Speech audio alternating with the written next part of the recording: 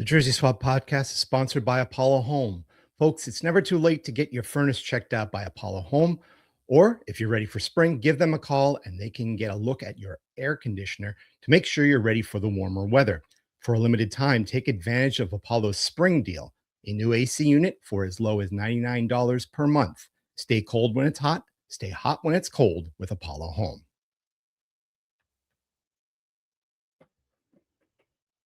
Welcome back to the Jersey Swap podcast. Well, it took grit and gumption, but your FC Cincinnati are finally into the international break in one piece, I guess we can call it there. We've got a bunch of guys working for their countries overseas and here in the United States.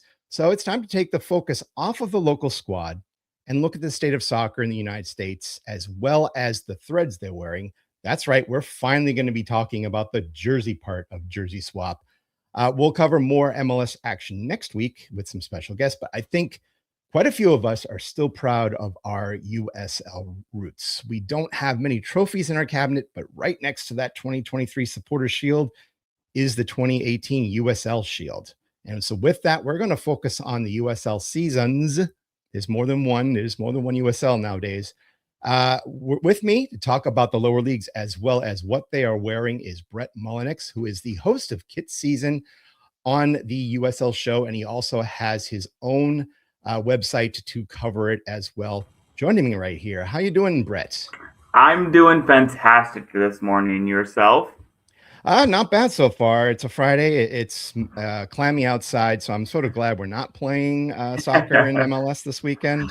I understand that you are an Indy 11 fan. I am, yes, and we will not be exempt from playing in these clammy weather like your Cincinnati. That is one of the good things about being in MLS, but we won't brag too much longer about that. I did want to bring you on to sort of cover a little bit more of USL. I know that with Kit Season you cover quite a bit of what they wear in USL Championship, USL 1, but also USL 2 to some extent, and USLW, the Women's League. Yes. How did you get this whole idea of Kit Season off the ground?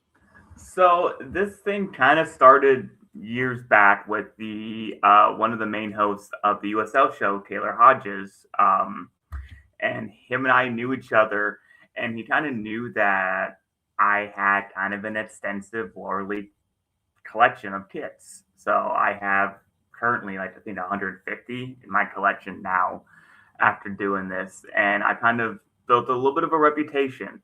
So we kind of came together and were like, hey, this is something that, people should talk about. It's something that there is obviously a niche. There's a bit of a, kind of a there is this idea that there are people who are dedicated to what USL kits and US kits in general across the country. So we saw a need and we just kind of went running with it. And so since then it's been my baby. Taylor Photos is mainly on the USL show, but this is kind of like my baby.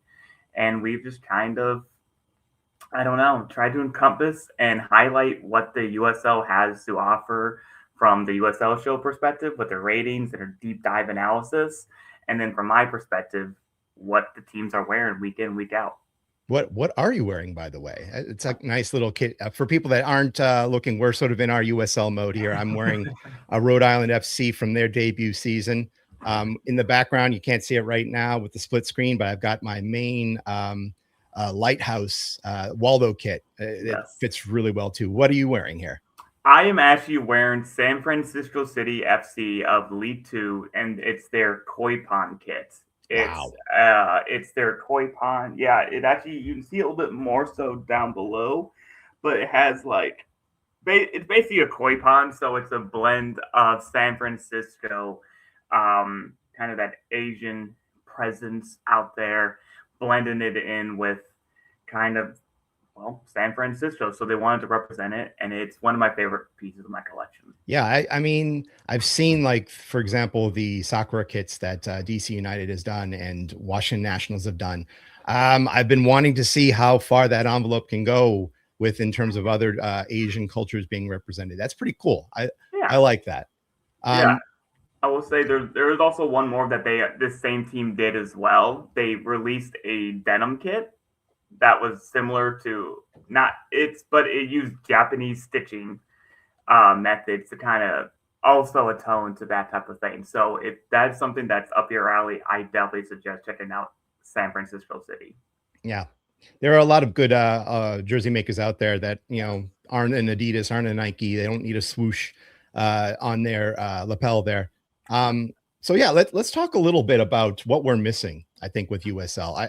If you were to ask the typical Cincinnati fan, I think they will follow the USL maybe on, the outskirts, Lou City's in the area. Lexington Yep. is in the area.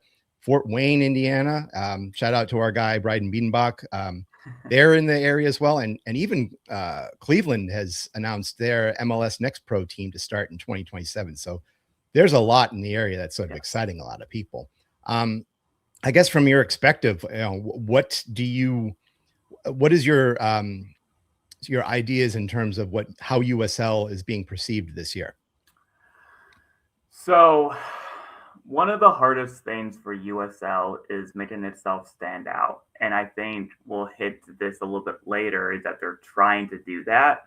However, there are teams who definitely like to push the envelope. You look at Louisville City, they have a stadium, they have the academy, they sell players to Europe. They're doing the thing. Lexington's splashing the cash in terms of list level. And they're trying to make their waves and they're all doing it uniquely and it is if it works or not. So, and you're starting to see a little bit of that kind of one of the nice things about MLS is that you have kind of that salary cap and that kind of balances things. Because Cincinnati, when they came in, they weren't the greatest. And then they've kind of built into this team that's one of the best in the East, at least consistent in the last few years. And now in the USL, there isn't that type of structure. So you kind of have a bit of a hegemony up top where you have Charleston, who's always good, Lou City, who's dominant, Tampa Bay, who looks refreshed, Pittsburgh, who just came off a USL Championship final victory.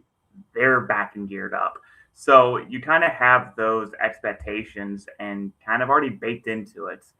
But that kind of makes it fun seeing what you can get from the four down below. Like you got Detroit City, who's always resilient. I could go down the list of all the teams like Indy 11 who struggles. It's very interesting, and you never know what to expect week in, week out, which is kind of what the fun part of soccer, and especially compared with from the MLS side. You never know what to expect week in, week out, except here the names are just a little bit less known, and the venues might be a baseball stadium. I mean, we've gone through that before. I mean, you could say that our early stadium was just a college football stadium, wasn't meant for soccer. There were a lot of adjustments that you have to make on the fly. Louisville, Slugger Field, everybody who knows how Lou City came up as the replacement for Orlando knows exactly what they went through to get their stadium. And even some of the teams in the West that you're starting to see, rise, I think, a little bit more. Sacramento's always been one of those teams that we've had, I think, a quiet appreciation for. They were one of the early West teams to come and have a friendly here when we were in USL. Yes. You've got the El Paso and New Mexico duality there, rivalry almost within state. And you've got a ton of teams in California that are starting to stir things up. Even FC Tulsa, who I think nobody saw on the map, showed up in the USL Cup final last year and unfortunately lost to Pittsburgh. Yeah. There are a lot of teams trying to make waves. The difficulty is how long can those waves be made, I guess. Yes. I mean, yeah. that I'm assuming that's the way that you're looking at it, that while these teams are showing success, there's a small percentage of them that could fall off the map real quickly. Yeah, and that's one of the main things. And I even point to my hometown team of Indy 11. Even though we pull in 10,000 people, until we have a place that's our own, which is still something that the USL is struggling to do, it's hard to see the financial viability of a lot of these teams maintaining. Outside of South Georgia Tormenta in League One, which that was unfortunate, which is something that is being talked about in the USL CBA negotiation, which is another thing heading into this year. Generally, if you have a stadium, you tend to be able to see that long-term envision, which is why it was important that Fort Wayne, first year they have a stadium, should be done by May. Should be beautiful, small. It will get its job done, and you can see them financially being there stable. To your point, Tulsa kind of came out of nowhere, and I think they've been trying to build something, but it's been stalled. New Mexico United, same. They're working on a stadium deal. Detroit City's building a brand new stadium, which is going to be beautiful. I think those are some of the big things for all the clubs at all the levels, from even League Two with Ballard FC. They're trying to renovate stadiums. I think that is one of the things that the USL is trying to really kind of hone in before they get more ambitious going forward. Yeah, I mean, let's address that ambition really quickly. I mean, there's been this pie in the sky talk about a Division One USL and how teams such as North Carolina FC fell off with the possibility of perhaps joining D1. Whether that's a rumor or whether that's confirmed, I'm not sure. Yeah. There are obviously teams like Sacramento trying to get that 20,000 capacity stadium done. Lou City looks like they have the capacity to increase their stadium. Do you feel that these are realistic visions for the teams to get a Division One USL organization? I think yes, as long as they fall within the PLS standards. And it all depends on how lenient USSF is with those PLS standards. If they're willing to grant waivers, this thing can keep churning and USL can continue to do its own thing outside of the MLS landscape. And they can basically be two entirely separate entities as they already have been, but they can continue doing so without a hitch. And I think that even if the clubs and the league do get League One, it'll be very difficult for fans to understand, hey, Cincinnati here in this, was it 20,000 seat stadium? I think T2L 25, even better. 25,000 with the internationals. You got like all this hype around it, the media market, and then you go right to Indy 11, who could be D1. That's their their push, but you can't tell just because even on paper they're both D1. It would be hard for the everyday fan, to know the difference between MLS, which is D1, and the what's probably going to be USL Premier League, and that's going to be the biggest thing. Yeah. I think a lot of people who have their support with MLS have also some USL support as well.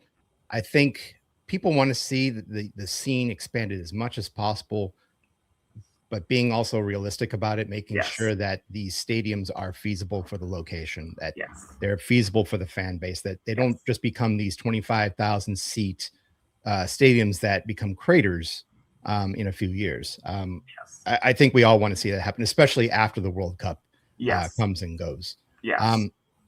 Maybe we can sort of take a look at, from the 30,000 foot approach here, what USL looks like this year, both in Championship and League One. If we were to review for the common folk out there, Pittsburgh unfortunately did win a USL Cup before we ever did. They, Lou City did dominate the regular season. They have another supporter shield in hand. But incredibly through the postseason, Pittsburgh, 0 goals given up. I mean, is this something that, from your perspective, that this was a steadfast defense, or was this just teams falling by the wayside? It was honestly a weird thing for Pittsburgh, because they just kind of dismissed their legendary head coach, Bob Lilly, and no one knew how this team would mentally keep going. And I think this kind of hints more towards the steadfastness of the team and that mentality, regardless of what happened with Bob Lilly, which no one knows anything about, per what my understanding. That team showed a mental fortitude that you can't replicate, and that's something that they just leaned in and they rode it to a championship. That is something you can't just do overnight, and I think they were deserving champions based off that defense that they just bunkered down into. Yeah, I mean, looking at their numbers, they tied for third in the USL in terms of goals given up. They didn't score a lot. They only scored 32. But I mean, if you ride a healthy defense, if you ride a goalkeeper with confidence, you will go far in the playoffs. I think that's something that we wish we could have learned last year. But also looking at like USL One, won Knoxville in their early stages. They won over Spokane Velocity in the USL One Cup. They also won the Shield. Was that a juggernaut in your mind? Yeah, actually, we actually got to the Indy 11 actually went to play them. And they were in the Jägermeister Cup then, which is now the USL Prinix Tires Cup. In the USL Cup. And so we got to kind of see a preview of one of the better, kind of similar DNA to Pittsburgh. Tough defensively. And then a lot of people knew Knoxville was good defensively. And then they got some attacking pieces. And then that was all she wrote. It was, you already had that solid back line. You already had that defense. You just needed someone to be creative to unlock the other team, their defenses. And they did that, and they just rode that momentum all the way through to the final. They were unsurprisingly the best team in USL League One last year. And for my money, they could have probably beaten a good handful of championship sides with the quality they had. Yeah, we made the visit down to Knoxville last year. We saw a Portland Hearts of Pine match there, and Portland got decimated. As good as Portland was late in the season, a 3-1 loss in Knoxville. They look like a team that was made for destiny last year. Do you expect Knoxville to perhaps repeat in USL One this year?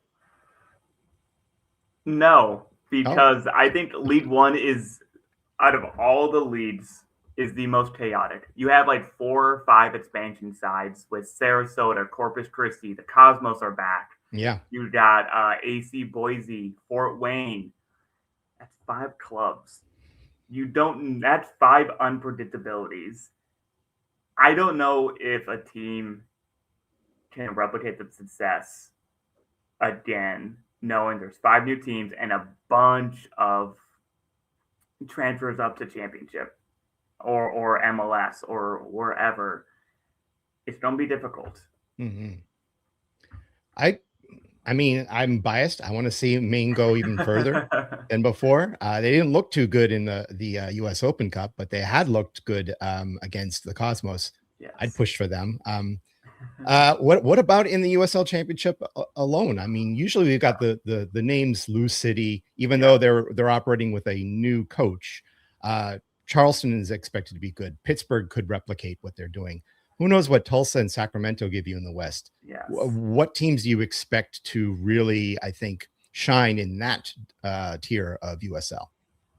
Yeah, I think you've listed the 2 main teams, Lou City and Sacramento. Sacramento is forever going to be, formidable, and they're going to be indomitable, which they've kind of lived through that DNA through them. Lou City has that heritage. They have that desire. And I think that is kind of the beauty of how it's set up. They are going to dominate their leagues throughout the year. But then when it comes to playoff time, that's where I think a team like Detroit City, who've always been stout defensively, which Indy did just beat, but they looked dangerous. They had most of the ball. They just missed a few chances. And a rebuilt Tampa side who could just, all they have to do is win 3 times and then they're champion. And I think they have a good recipe. Brooklyn looks really good for an expansion side. And then I'm trying to think of there's another team out west who I think we can't forget about. It's who is it? New Mexico United. I'm sorry, New Mexico? Yes, they're usually always fun to watch and entertaining, and you can't completely forget them. Yeah, some of my favorite kits have come out of New Mexico United. I absolutely love they're dominantly yellow, and in this area we're not really a big fan of yellow kits, but they're able to splice together that Meow Wolf color patches all over the place, and that's something I think we're going to transition into right now. The Jersey Swap podcast is also sponsored by Beyond Exercise. Beyond Exercise is a Cincinnati physical therapy and fitness business that helps people of all ages stay active and fit.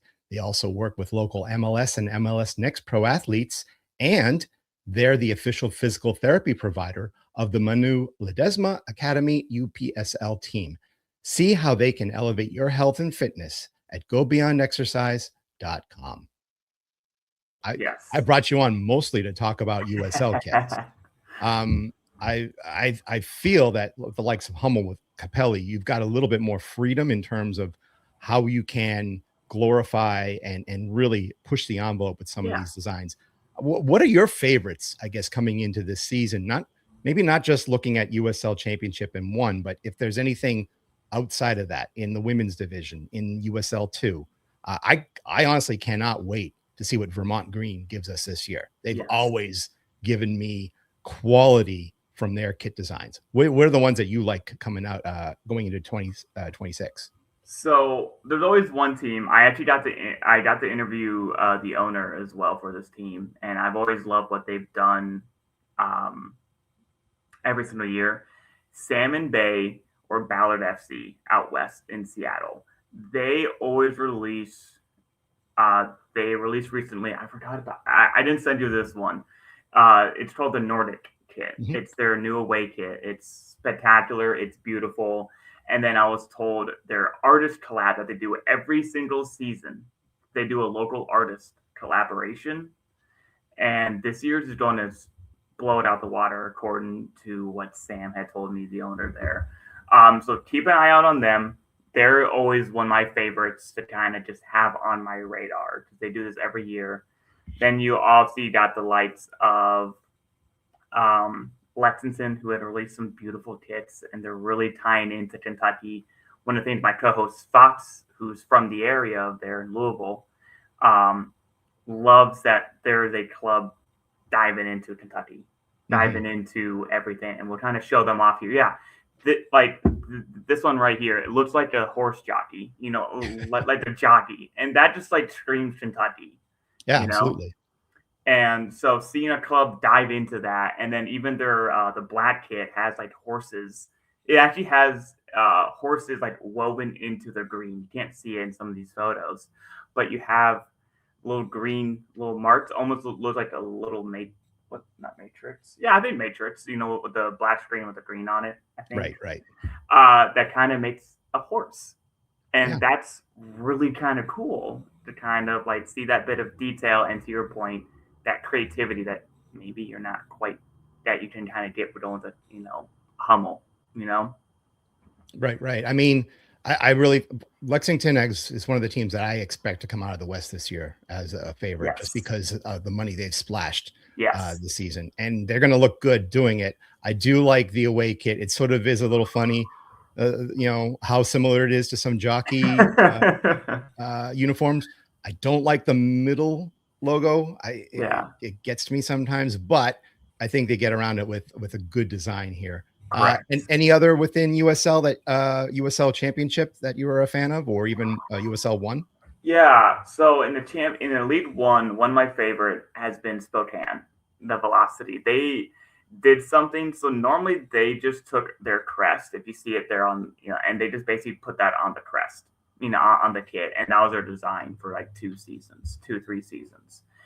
This year, they decided to go to a local like park amphitheater and take the city lights from that that structure there, and just 100% copy it onto their kit there, and it's mesmerizing. And it also almost, with this one, my favorite parts about it is that it looks like it's moving fast, so it adds that velocity name.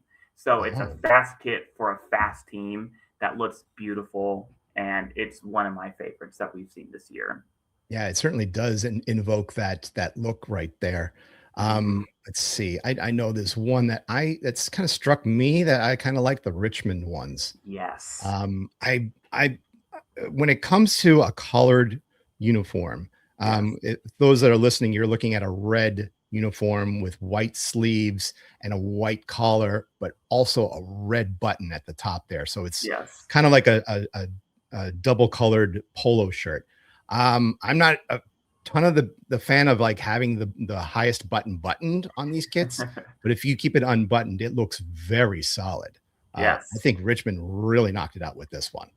Yeah, and Richmond with this one, as a bit of a train enthusiast myself, paying homage to the triple crossing there in Richmond was a clever nod. And this gives kind of Arsenal vibes, which isn't a bad thing when it comes to your kit game. And I mean, this be careful. You're talking to a Tottenham fan here. So see, I have no stake, so I'll just kind of leave it at that comment. I think that is was really good by them. It's because classy is in USL. As much as I kind of highlight some of the like the fun ones, like what I'm wearing today and the Spokane one, classy is in the USL in the moment. So you see across the league, you see something like this. And I think I sent AV Alta as well as another example of a classy kit. And yeah, this one also with the collar. Yeah. Yes, it's been the theme. Tulsa did it. I think Greenville did it last year as well, and kind of continues it throughout this year. Classy and simple is in because one of the biggest proponents that we've seen is Portland Heart to Pine. They established that classy motif, and everybody's leaning into it. So the overall elegance of the lead on the pitch is just going up and up. It may not be the most creative, but they are looking flawless. They're looking the attention to detail, specifically this one here, the AV Alta. It's 3 panels, so you have like a darker green, and then you have like a little bit of lighter shade on either side of that middle part there. But in those side panels, you also have like granular lines going through it that add a bit of texture and a little bit of layering to it that you can't see from here. That also then stands out with a little bit of orange piping. Yeah, yeah. I mean, you talk about colors. I have to bring up the Loose City one. They sort of got the faux collar. As much as some people be like, "What are you doing? Stop! Don't talk about the enemy." They have been knocking it out of the park, I think, with some of their designs, even though they've stepped away from the gold. I think this one's crisp. It's clean. I like having logos and sponsors in one color rather than multicolor. Yes. That's something that appeals to me. I think they did a good job with their stripes this year. I do too. It kind of pains me as an Indy 11 supporter to kind of see Lou City kind of look better than us aesthetically when it comes to it. It was hard to admit on the show. I was going to ask you what your thoughts were on Indies. I don't have their kit designs in front of me, but I believe the home and away are basically the same, but different colors. Yeah, I will go down a long litany of that. Yeah, basically, I don't like it. It's so like here is a template, but it looks good, right? It's a classic Puma template, but the pinstripes, the collar, classy, looks good. In the 11s, if you ever did an image of it, you'll see like the biggest box ever for like a sponsor right there in the middle. And it cuts the diagonal off so much so that it doesn't even go through the crest up here, like in the sash. Yeah. It like 3/4 of the way. It just looks janky. It looks bad. It was poorly executed, and some rumblings behind the scene that I've heard. Not a lot of people are happy with it from the team itself. So we've had years for that. We remember the 2019 white jersey that we had. That was like, you can tell somebody was working on a deadline here, and they just could not come up with an away kits that looked good. Okay, I'm going to put you on the spot here. Then, out of all of these, men's, women's, all the USL leagues, which one do you feel is the best of the year? Ooh.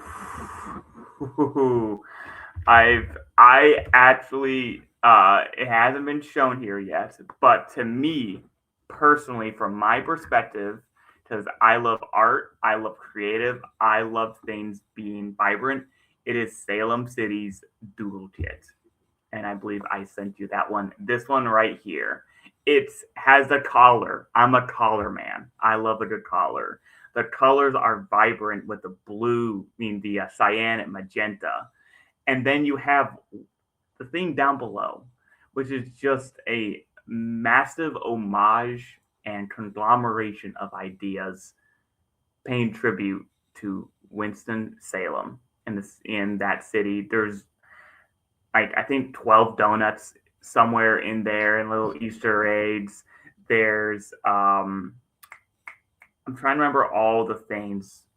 We chatted with the designer about this, but there's just a litany of things that just pinpoint the city, and it's fun, it's creative, and it stands out. And it's my favorite so far.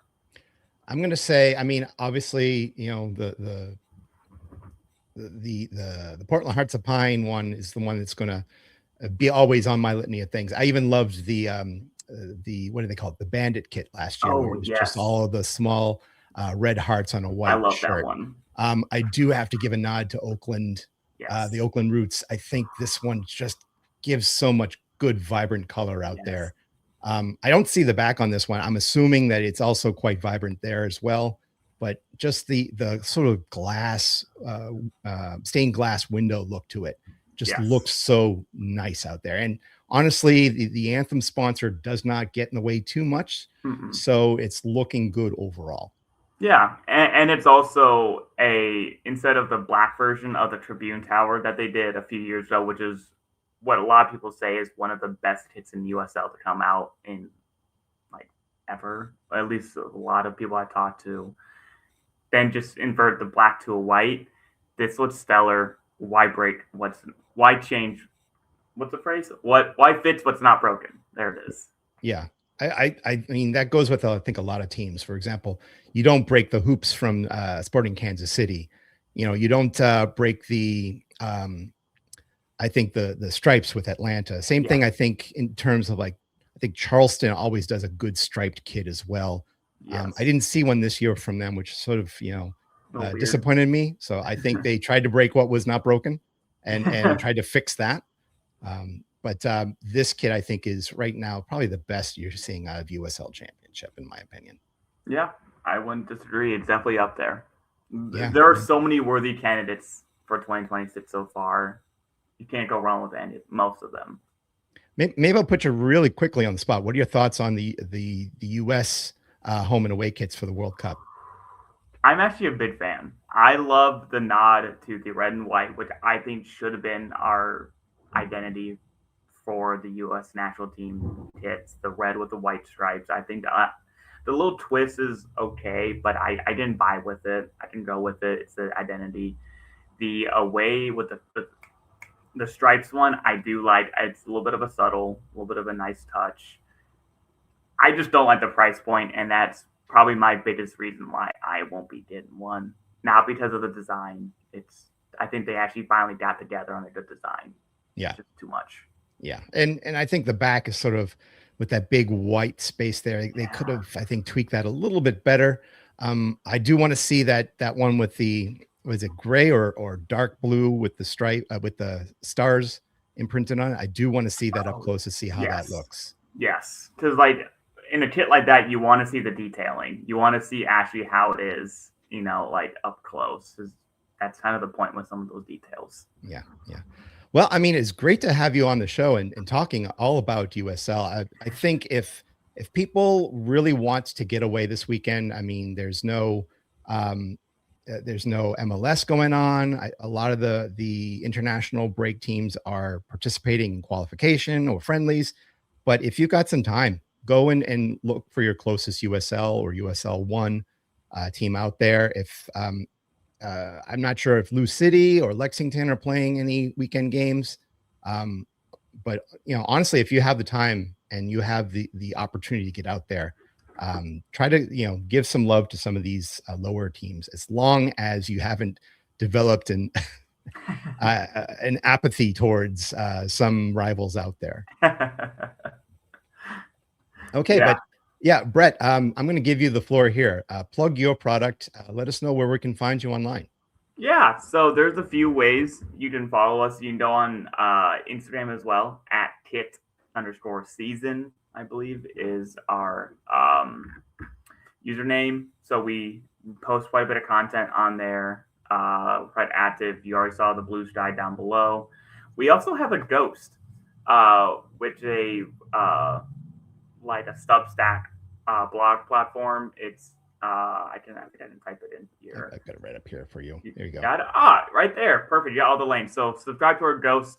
It is a great way to get written versions, maybe a little more nuanced kind of takes from us that aren't on the video, and as well as follow us on YouTube and Spotify at the USL Show. We post basically once a week. If not, we have some fun interviews and all that stuff that pop up randomly.